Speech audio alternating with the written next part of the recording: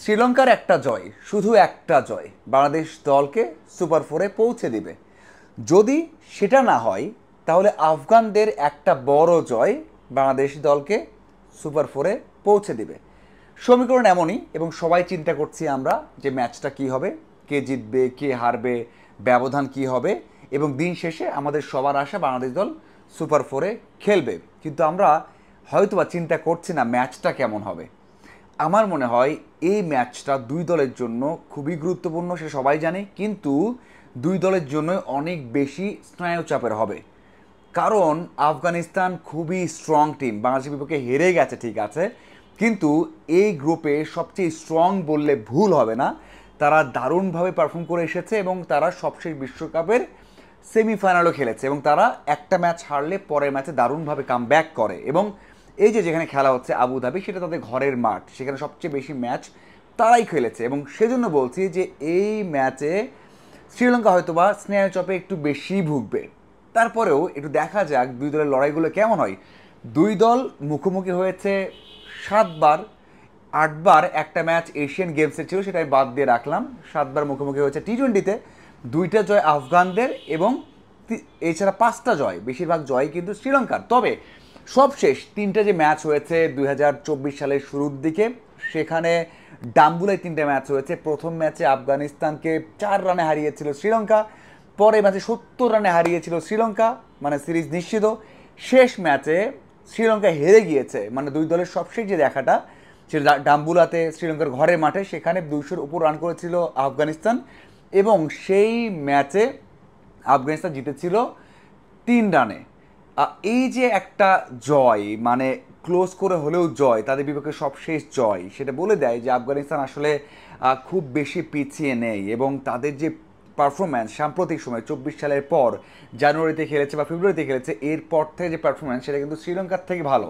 মানে এই গ্রুপের সবচেয়ে বাজে পারফরম্যান্স ছিল শ্রীলঙ্কার, তারা এখন ভালো পজিশনে আছে, কিন্তু মনে রাখতে হবে যে আফগানিস্তান খুবই খুবই ভালো একটা টিম, এবং তারা কিন্তু যে কোনো সময় যে কোনো দলকে হারাতে পারে। এবং এই ম্যাচে আমার মনে হয় আফগানিস্তান একটু এগিয়েই থাকবে, বিশেষ করে তাদের বোলিং লাইন আপ এবং তাদের স্পিন অ্যাটাকটা। অন্যদিকে আফগানদের এগেনস্টে শ্রীলঙ্কার ব্যাটাররা খুব বেশি যে স্বাচ্ছন্দ্য বোধ করে তেমনটা নয়। যে নিশাঙ্কা সবচেয়ে ভালো ব্যাট করে থাকেন, তার পারফরমেন্সটা খুব বেশি একটা ভালো তেমনটা নয়। মেন্ডিস রয়েছেন, তারও একই অবস্থা। সেই দিক থেকে বলবো যে একটা ইভেন্ট লড়াই হবে দু দলের মধ্যে, এবং সবচেয়ে বড় বিষয় হচ্ছে বা হয়ে দাঁড়াতে পারে সেটা টস।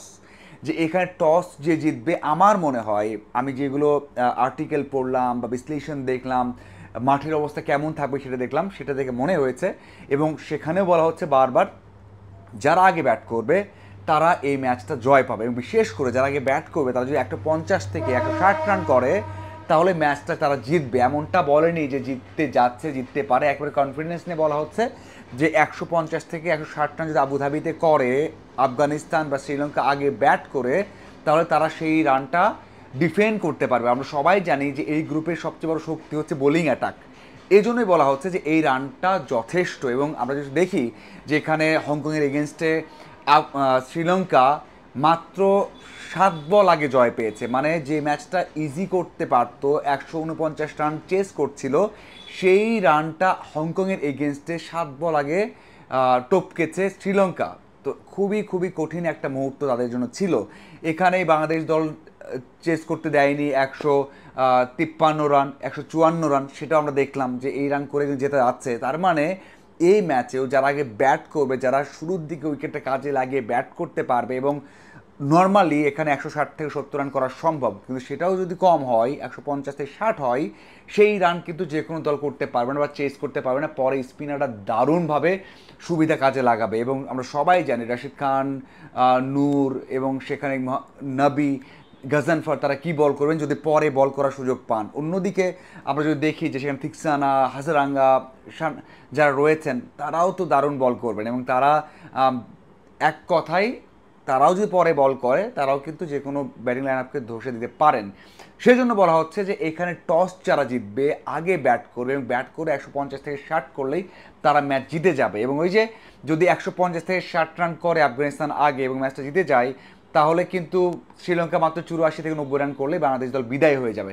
সেই দিক থেকে বলবো এই ম্যাচটা যেটা হতে যাচ্ছে, দুই দলের বোলিং লাইন আপের একটা লড়াই হচ্ছে এবং সেখানে টস যারা জিতবে তারা আগে তারা আগে ব্যাট করবে এবং তারাই ম্যাচ জয়ের পথে অনেকটা এগিয়ে থাকবে। এমনটা নয় যে আফগানিস্তান হেরে গেছে, আফগানিস্তান আর কাম ব্যাক করতে পারবে না। আমার মনে হয় এখনও আফগানিস্তান খুব ভালো অবস্থায় আছে, কারণ তারা ম্যাচ জিতলে সরাসরি টপ হয়ে সুপার ফোরে উঠবে। অন্যদিকে যে হারবে, মানে শ্রীলঙ্কা হারলে বাংলাদেশ বা শ্রীলঙ্কার অপশন থাকবে, তারা কিন্তু সেকেন্ড দল হিসেবে কোয়ালিফাই করবে। আপনার কি মনে হয় এই লড়াইটা কেমন হতে যাচ্ছে এবং বাংলাদেশ দল কোয়ালিফাই করতে পারবে কিনা? অবশ্যই কমেন্ট করে জানাবেন। ধন্যবাদ সবাইকে সাথে থাকার জন্য।